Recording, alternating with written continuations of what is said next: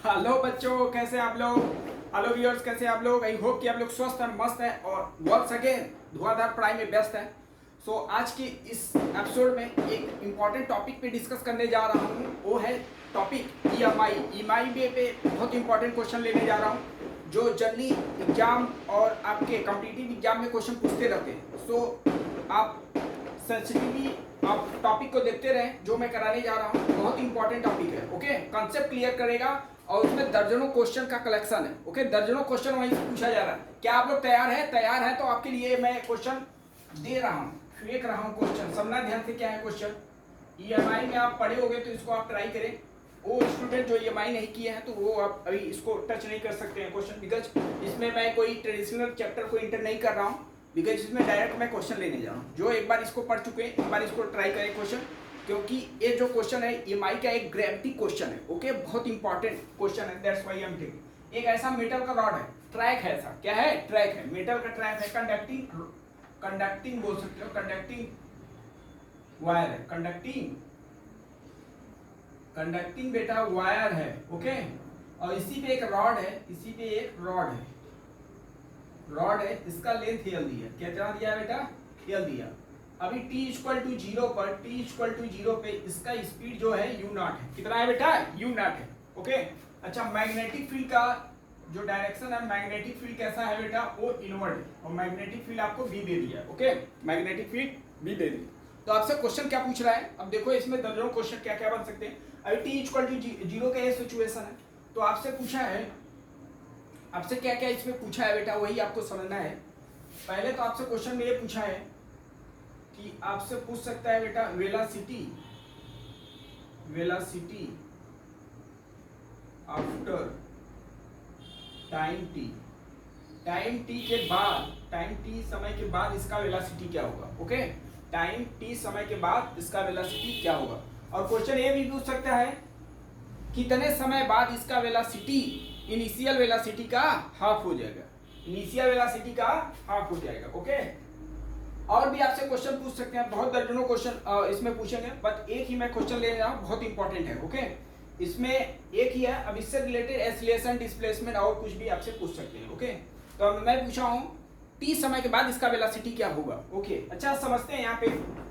तो जैसे ही ये रॉड क्या करेगा? मूव करेगा। रॉड जब मूव करेगा तो ये जो ऐसा क्लोज लूप बन रहा है, रेक्टेंगुलर क्लोज लूप बन रहा है, तो उससे एसोसिएटेड जो फ्लक्स है वो टाइम के रिस्पेक्ट में क्या होगा? वेरी करेगा। और मालूम है जब फ्लक्स टाइम के रिस्पेक्ट में वेरी करेगा तो वहां पे गारंटी के साथ मैं बोल सकता हूँ ईएमएफ आएगा। और ईएमएफ आएगा तो लूप बन रहा है, तो ईएमएफ का मतलब वोल्टेज है, रेजिस्टेंस इसका आर दिया है, इसका रेजिस्टेंस आर दिया, इसका रेजिस्टेंस आर दिया। तो वेलोसिटी भी पूछ दिया है, और इसमें आपसे करंट भी पूछ सकता है, करंट भी कितना जाएगा, करंट है टाइम टी पर। ठीक है, ऐसा कुछ और भी डेटा आपसे पूछ सकता है। ओके, तो समझते हैं यहाँ पे, पहले समझते हैं। अभी टी इक्वल टू जीरो पे इनिशियल वेलोसिटी ये दिया है। अच्छा, जैसे इसको हम लोग जैसे जैसे ये राइट में शिफ्ट करेगा तो इसका क्या होगा? इससे एसोसिएटेड जो मैग्नेटिक फील्ड है इसमें अंदर बढ़ने लगेगा, क्योंकि अभी देखो इसमें मान लो 10 मैग्नेटिक लाइन इंटर कर रहा है। अब जैसे एरिया यहाँ पे आ गया, ये रॉड यहाँ पे आएगा, तो मैग्नेटिक लाइन इससे एसोसिएटेड विद द लूप क्या हो जाएगा? बढ़ जाएगा। इसका मतलब अंदर की तरफ मैग्नेटिक फील्ड बढ़ रहा है लेंज के लॉ के अकॉर्डिंग, जिसके वजह से ये बढ़ रहा है, उसी का क्या करेगा? ये अपोज करेगा, वो इसी का अपोज करेगा बेटा। कि इसमें करंट का डायरेक्शन ऐसा हो सो दैट कि इस मैग्नेटिक फील्ड का वो कम कर सके, डिक्रीज कर सकते। तो समझना ध्यान से, अंदर की तरफ मैग्नेटिक फील्ड बढ़ रहा है तो लेंज लॉ के अकॉर्डिंग करंट ऐसा आएगा, induce current, so that current की वजह से जो मैग्नेटिक फील्ड आएगा वो घटाने की कोशिश करेगा। तो घटाएगा कब? जब इस करंट की वजह से मैग्नेटिक फील्ड बाहर हो जाए। तो मुझे मालूम है मैग्नेटिक फील्ड बाहर तभी होगा जब करंट का डायरेक्शन क्या होगा? इसमें एंटी क्लॉकवाइज बेटा। तो ए और तो क्या होगा? इसमें कंफर्म हो गया, करंट का डायरेक्शन क्या होगा? Anti clockwise. लेट कर लिया, करंट आई है, क्लियर है। अच्छा, अब मालूम है कि मैग्नेटिक फील्ड में जब कंडक्टिंग रॉड को जब मूव कराते हैं, कंडक्टिंग वायर को मूव कराते हैं, तो वहां पे क्या आता है? ईएमएफ। क्या आता है? ईएमएफ। इसका फार्मूला क्या होता है? BLV sin theta, BLV sin theta. जो थीटा है बेटा वेलोसिटी और मैग्नेटिक फील्ड के बीच का एंगल है। तो मैग्नेटिक फील्ड इनवर्ड है और वेलोसिटी राइट में है, तो उनके बीच का एंगल 90, तो sin 90 की वैल्यू 1। क्लियर है इतना? क्लियर है। अब यहाँ पे जो वेलोसिटी है, जिस समय का बात कर रहा है उसी समय का ईएमएफ है। तो जिस समय का बात कर रहे हो उसी समय का आपको वेलोसिटी भी लेना है। ओके, वेलोसिटी में तो मैं क्या किया, किसी टाइम टी पर ए कितना डिस्प्लेसमेंट कवर किया, मान लो कि ये एक्स कवर किया, ये पूरा एरिया कितना हो गया, एक्स हो गया, सही है। टी टाइम पे लेट कर लिया ऐसा, टी टाइम पर, और इसका स्पीड मान लो कुछ हो जाएगा, इसका स्पीड लेट कर लिया, वी हो गया, ठीक है। तो ईएमएफ मैं क्या लिखूंगा बेटा,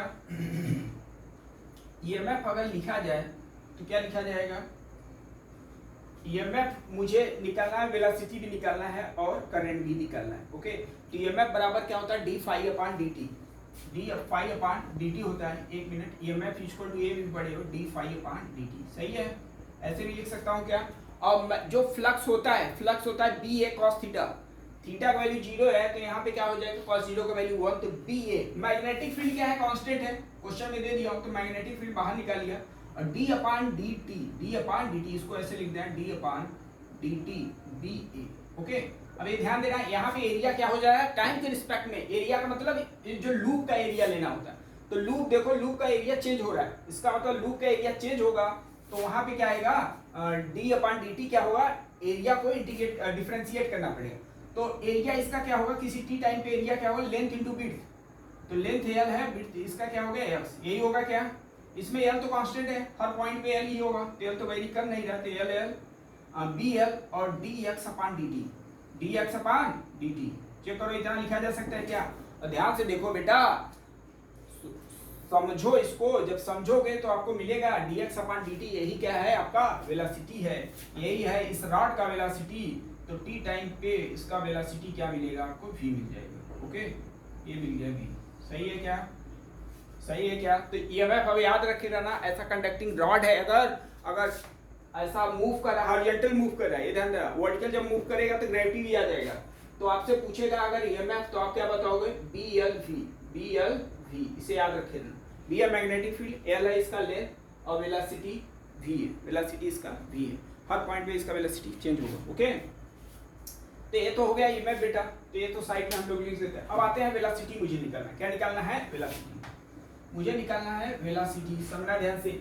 अब ये जो कंडक्टिंग रॉड है वो एक बैटरी की तरह काम करने लगा, और उसका ईएमएफ कितना हो गया बेटा, उसका ईएमएफ हो गया E, और E का वैल्यू हम लोग निकाल चुके हैं कितना, BL V। ओके, अच्छा इसका डायरेक्शन में पोलरिटी कैसे लिख दिया, ये भी समझना बहुत जरूरी है। यहाँ पे पोलरिटी मैं कैसे लिख दिया वो एक बार आपको समझा रहा हूँ मैं, पोलरिटी यहाँ पे इंपॉर्टेंट है। तो पोलरिटी का मतलब करंट, क्या देखो करंट आपको ये समझना है एंटी क्लॉकवाइज क्यों हुआ, क्योंकि अंदर की तरफ मैग्नेटिक फील्ड बढ़ रहा है, तो लेंज के अकॉर्डिंग लेंज लॉ के अकॉर्डिंग आपको क्या करेगा, मैग्नेटिक फील्ड, जो मैग्नेटिक फील्ड होगा वो अंदर जाने वाला मैग्नेटिक फील्ड का अपोज करेगा, तो इंड्यूस करंट ऐसे डायरेक्शन लेके आओ सो दैट मैग्नेटिक फील्ड बाहर हो। तो आप पढ़ चुके हो, राइट हैंड कर लूँ, तो करंट के डायरेक्शन में पाम को फोल्ड करो और थंब क्या देगा करंट में, तो मैग्नेटिक फील्ड के डायरेक्ट, तो मैग्नेटिक फील्ड बाहर आ गया, तो घटाने की कोशिश करो, तो जिधर ऐसे जा रहा है उधर ऐसा आपका पोलरिटी बनेगा, समझ में आ गया, ऐसे जा रहा है ना, तो करंट का डायरेक्शन ऐसे जा रहा है, तो आपको मालूम है करंट कहाँ से निकलता है, पॉजिटिव टर्मिनल से, और ये निगेटिव है, चार्ज या करंट किधर से निकलेगा, पॉजिटिव, तो ऐसे आपको पोलरिटी भी बनाना बहुत जरूरी है, यहाँ पे पोलरिटी इंपॉर्टेंट है। ओके, पोलरिटी इंपॉर्टेंट है, ऐसे जब हम लोग टॉपिक स्टार्ट करते हैं तो बकायदे इसको पोलरिटी और ये सब क्वेश्चन कराते हैं। ओके, चलो अब क्वेश्चन पे आते हैं, अब समझना ध्यान से। अब ये बताओ, एक पोलरिटी भी बन गया और ये एल लेंथ का वायर भी है, अब ये आपको मालूम है करंट भी इसमें फ्लो ही कर रहा है, इसमें क्या हो रहा है, करंट फ्लो कर रहा है। अब समझना ध्यान से, आपको ये मालूम है जब करंट कैरिंग वायर को जब मैग्नेटिक फील्ड में मूव कराते हो तो आपको मालूम है उस पर क्या आ जाता है, मैग्नेटिक फोर्स आ जाता है, और जो मैग्नेटिक फोर्स होता है वो बेटा क्या होता है, BIL, क्या होता है, BIL। इतना क्या सही है, इतना क्या समझ में आया, उसमें फोर्स क्या आता है, BIL, और फोर्स का जब वेक्टर फॉर्म लिखेंगे तो क्या आता है, L क्रॉस B, ठीक है। L का मतलब करंट के डायरेक्शन का लेंथ, तो L cross B, cross product आपको मालूम है, कर रूल, स्क्रू रूल से निकालते हैं, तो L अपना ऊपर की तरफ, मैग्नेटिक फील्ड अंदर, तो ध्यान से देखो इधर है, थंब का जो डायरेक्शन होगा वही फोर्स का डायरेक्शन होगा, तो फोर्स अपना इधर लग रहा है बेटा, फोर्स इसमें इतना लग रहा है, कितना लग रहा है, BIL, और इधर की तरफ वेलोसिटी में दिया था इनिशियल U नॉट। तो मुझे बता सकते हो इसका मोशन कैसा हो रहा है, इसका मोशन क्या हो रहा है, रिटार्डेशन हो रहा है, क्योंकि स्पीड इधर है, इधर मूव कर रहा है, फोर्स इधर लगा, रिटार्डेशन हो रहा है, तो वही रिटार्डेशन हो रहा है, इसका मतलब स्पीड क्या, वेलोसिटी क्या हो रहा है, चेंज हो रहा है। इतना क्लियर है। चलो फोर्स हम लोग का ये है, अब फोर्स को लिख सकते हैं मास इंटू एक्सीलरेशन। लेट कर लिया, जो रॉड है बेटा उसका मास कितना है, मास कितना है बेटा m है, तो मास इंटू एक्सीलरेशन न्यूटन के लॉ से F net equal to ma use कर दिया, F net equal to ma, b है मैग्नेटिक फील्ड कांस्टेंट है बेटा। अच्छा I को हम लोग कैसे लिखेंगे, I को E अपॉन R लिख सकता हूँ क्या, क्योंकि ये लूप बना, लूप में रेजिस्टेंस R है तो ओम्स लॉ के according I equal to E upon R, voltage यहाँ पे वोल्टेज है V का मतलब E है EMF इनटू L, चेक करो क्या इतना लिखा जा सकता है, क्या लिखा जा सकता है। चलो अब इन सब का वैल्यू रखते हैं, यहाँ पे आपको मालूम है, इसको यहाँ पे मुझे वेलोसिटी निकालना तो एक्सीलरेशन को लिखना है बेटा dv अपॉन dt, क्या लेना है dv अपॉन dt, और EMF अभी निकाले थे क्या था d l v और l अपॉन में r। ये ध्यान देना जिस समय का पूछा जा रहा है उस समय का स्पीड, जिस समय का पूछा जा रहा है उस समय का स्पीड, तो किसी t टाइम पे हम लोग बात कर रहे हैं तो v है इसका स्पीड।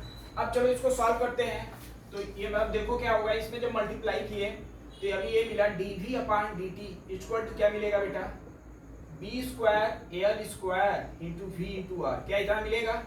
अब v वाले टर्म को dv के साथ लिखते हैं तो ऐसा कुछ बनेगा, क्या बताओ, dv upon v equal to मैं लिख सकता हूँ b स्क्वायर और बेटा l स्क्वायर अपॉन में mr, क्या ऐसा लिख सकता हूँ क्या।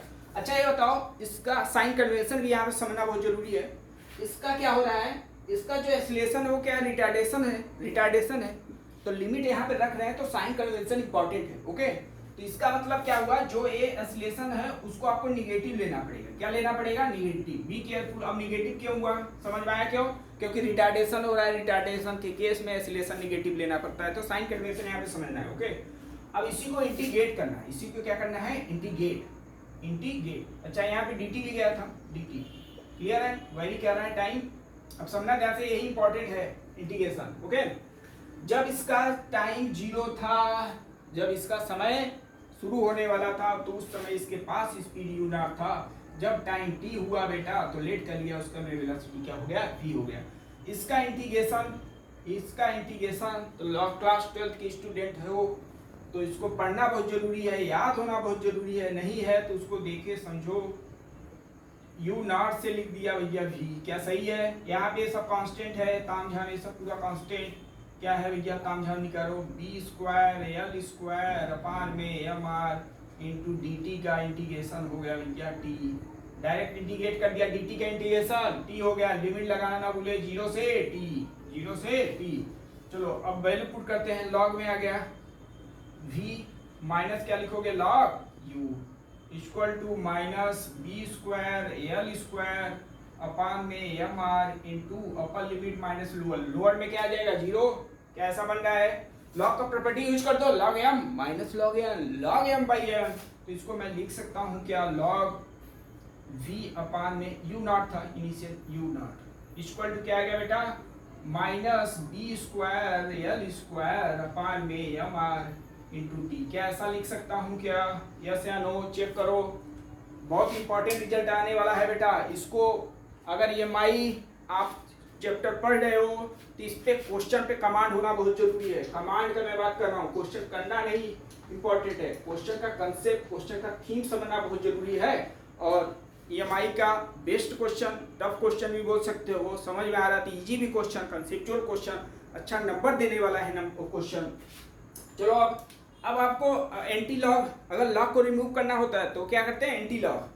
तो एंटी लॉग में क्या करते हैं, जो राइट साइड में होता है e की पावर जाता है, यहाँ पे कौन सा बेस चल रहा है, नेचुरल बेस, तो इसको मैं यहाँ पे ऐसे समझ, नेचुरल बेस, तो राइट साइड में जो होगा वो नेचुरल पावर पे आ जाएगा, तो v अपान क्या लिखोगे, v upon u naught equal to e की पावर लिख दो पूरा बेटा, minus b square l square upon में mr इंटू क्या आ गया t, सही है। तो v का वैल्यू क्या आ गया, u नॉट e की power minus b square l square upon में mr इंटू टी। बहुत इंपॉर्टेंट रिजल्ट आ चुका है इसे बेटा, ठीक है, देख लो समझ लो इसे कैसे आया, एक दो बार इसको अपने से खुद से करो। ओके, खुद से करो। और फिजिक्स में अगर इंटीग्रेशन डिफरेंशिएशन नहीं मालूम है आपको, थोड़ा थोड़ा मालूम है, तो हर चैप्टर में थोड़ा थोड़ा बहुत डिस्टर्ब रहोगे आप, तो उसको एलिमिनेट करने का तरीका यही है कि आप बेसिस मैथ के जो है स्ट्रॉन्ग करो, क्योंकि यहाँ पे अब ऐसा नहीं है कि आप इसको रट लिए हो गया काम। यहाँ पे अगर कंसेप्ट क्लियर है, इंटीग्रेशन ये सब मालूम है तामझा, तो एक्टिव रहोगे, कंसेप्ट आपका क्लियर रहेगा, क्वेश्चन कोई दिया जाएगा एक्टिव में उसको सॉल्व कर लोगे, नहीं तो रट रट के इसको क्वेश्चन को सॉल्व कर लोगे। तो यहाँ पे देखो जैसे जैसे हम लोग टाइम बढ़ाएंगे तो ई की पावर माइनस चल रहा है, तो इसका वैल्यू क्या होगा, धीरे धीरे वेलोसिटी क्या होगा, डिक्रीज करेगा। वेलोसिटी क्या होगा, डिक्रीज करेगा। तो इससे आपसे पूछ सकता है टी टाइम के बाद वेलोसिटी, अच्छा टी टाइम के बाद पूछ सकता है डिस्प्लेसमेंट क्या होगा, तो ds/dt लिख देना, उसको अब फिर इंटीग्रेट कर देना। तो एक आपको फील कराया, क्वेश्चन का फील कराया, एक ट्रेलर दिया। अब इसी से एसोसिएटेड दर्जनों क्वेश्चन आप बना सकते हो, दर्जनों क्वेश्चन कर सकते हो। आपके मटेरियल, आपके बुकेज में ऐसे क्वेश्चन दिए हैं, उसको सॉल्व करो और डाउट्स को जरूर से जरूर पूछो। ओके, तो remaining question, remaining topic next video में कवर करते हैं। तो लेते हैं अलविदा, जय हिंद, जय भारत।